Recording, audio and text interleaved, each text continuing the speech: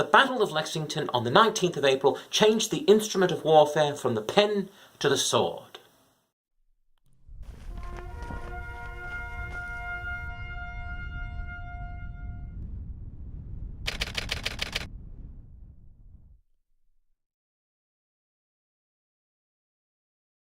It had been a long winter since the first convening of a Continental Congress in 1774. We had sent a humble petition and a list of grievances to King George and to Parliament. We were waiting for a response to determine the time and need for a second such Congress. Massachusetts militia had been formed for defensive purposes, and England had declared Massachusetts in a state of rebellion. And on the morning of the 19th of April, England signed her opinion in blood. Intelligence had been gathered that British troops were raiding militia storehouses.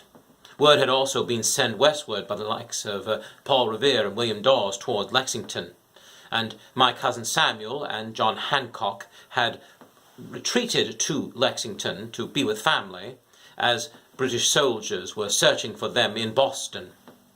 When the British made their way into Lexington, the militia was standing down, making no provocation, merely letting their presence be seen. The British made their presence known with shouting, which soon turned to gunfire. 8 soldiers of the militia were shot by our so-called British brothers, even as the militia was withdrawing. Militias gathered in nearby Concord rushed to aid their fellow militiamen. The skirmish turned to warfare. Both sides saw blood. As I am no soldier, I would entreat you to seek further details of Lexington and Concord from those with more military eyes than mine.